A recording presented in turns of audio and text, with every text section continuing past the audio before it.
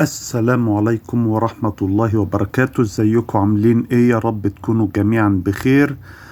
النهاردة بعلق على فيديو لأستاذنا محمد شادو حفظه الله.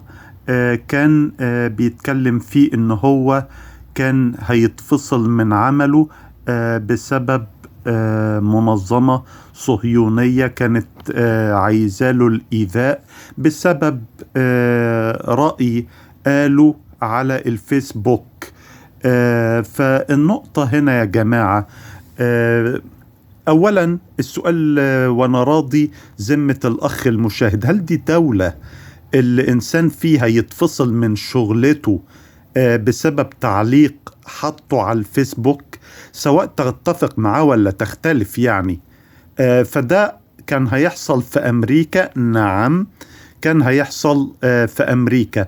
فالفيديو اللي حكاه عن نفسه كان ينم عن مأساة شديدة، وعن قد إيه الانحطاط والمستوى وصل للحضيض في أمريكا، إن هو أخونا محمد شادو يضطر، وهو اي تي بروجكت مانجر، يعني هو والناس رؤسائه في العمل يعدوا صفوة المجتمع الأمريكي، يعني أكثر الناس ذكاء وأكثرهم وأعظمهم مركزا اجتماعيا. ومع هذا الراجل قضى معهم وقت قد كده عشان يشرح لهم شوية بديهيات، صدقوا أو لا تصدقوا يعني. الفيديو وإن كان بيحكي عن مأساة بكل المعاني، طبعا المأساة دي ممكن تكون صدمة أو مفاجأة للمنبطحين وللبسطاء، مش لي أنا عارف أمريكا على حقيقتها وعلى قدرها، من غير تعظيم ومبالغة في التقييم والكلام ده كله. ولكن لي عتاب على أستاذنا محمد شادو، إنه بعد المأساة دي وبعد لما كان هيتفصل من عمله قال إن أمريكا بلد قانون.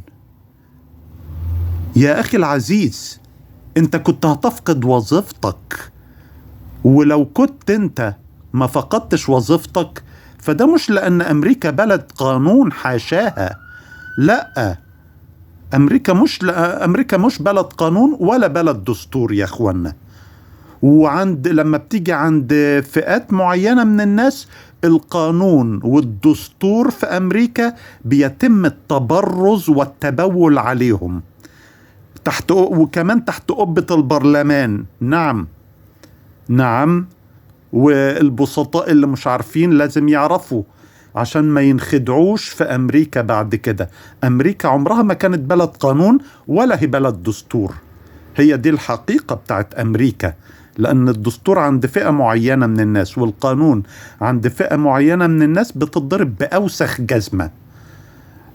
فطبعا الأمثلة على ذلك كثيرة جدا، وأنا بس الفكرة أن أنا مش عايز أطول وقت الفيديو، بس بفكر أستاذنا محمد شادو أن أنت لو ما كنتش فقدت وظيفتك فده مش لأن أمريكا بلد قانون، لا، السبب هو رحمة من ربك. أنت لو كنت ما فقدتش وظيفتك ففي آلاف غيرك فقدها، فما فيش داعي انك انت تطبل لأمريكا، وانت يا مسكين كنت هتقع في مشكلة.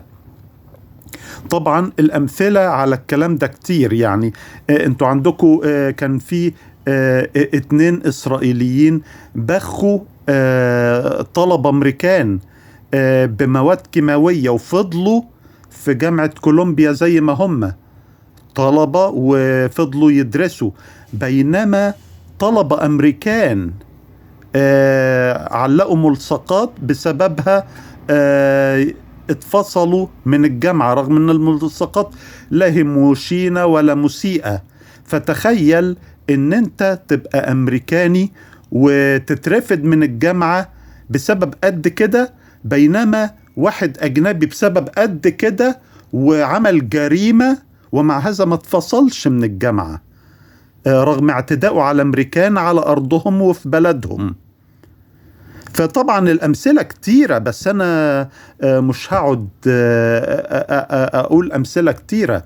عندك مثلا لما ناس طلبت بالعدالة للفلسطينيين وبرفع الظلم عنهم وتظاهروا، قاموا جم اللي هم النواب في البرلمان الأمريكي أو الكونجرس الأمريكي، شدوا رؤساء الجامعات ويقولوا لهم إزاي تسيبوا الطلبة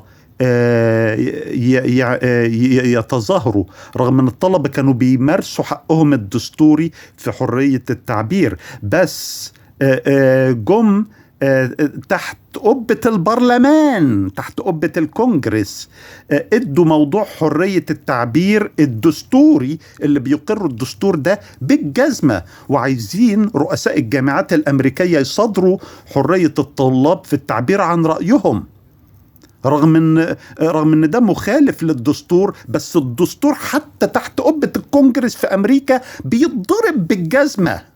فما تجيش تقول يا أستاذ محمد شدو أن أمريكا بلد قانون أو بلد دستور، لأنها ليست كذلك. أشكركم على المشاهدة، والسلام عليكم ورحمة الله وبركاته.